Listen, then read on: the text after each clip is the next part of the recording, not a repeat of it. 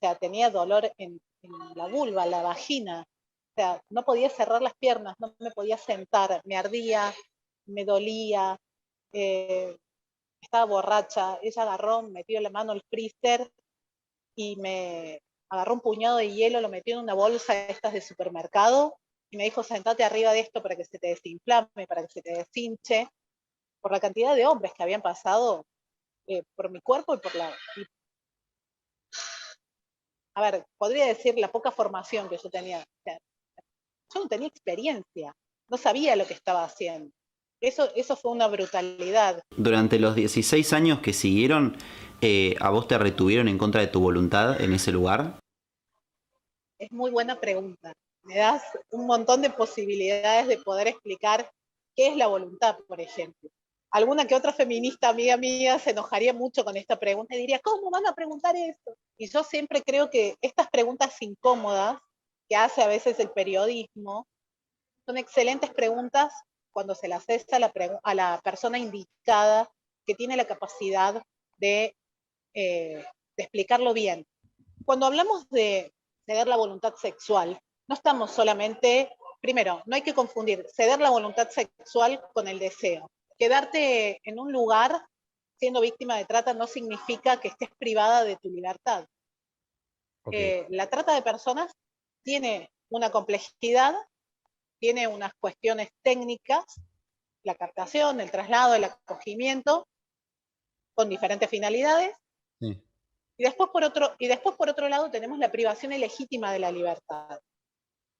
Es cuando se retiene a una persona contra su voluntad. Yo no estuve jamás privada de mi libertad, si no estaríamos hablando no solamente de ser víctima de trata, sino con el agravante del secuestro.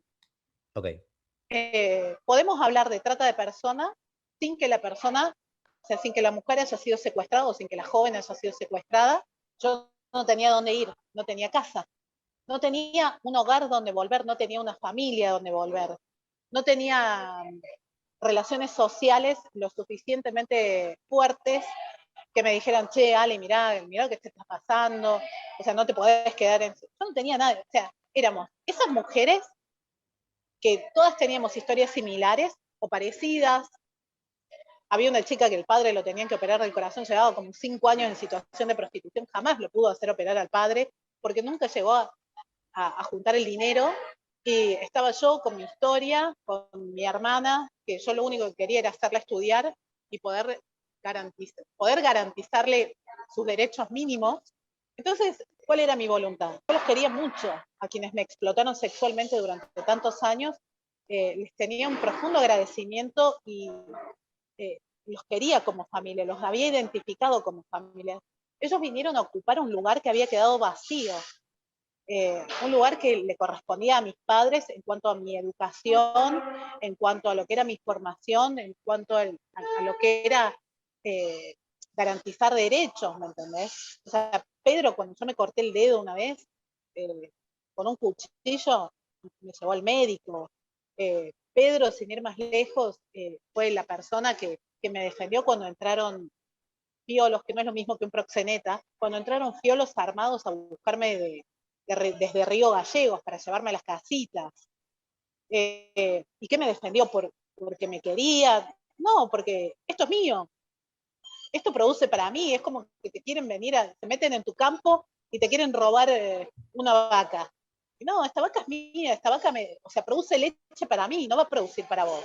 Claro. ¿Me entendés? Y yo sentí un profundo agradecimiento y estaba vinculada psicológicamente a ellos por varias cuestiones. Los domingos nos hacía pagar el asado para que fuéramos todas juntas a comer y para que hiciéramos como una puesta en valor de cómo había funcionado la semana y qué teníamos que cuestionar, como si fuera un trabajo, ¿me entendés?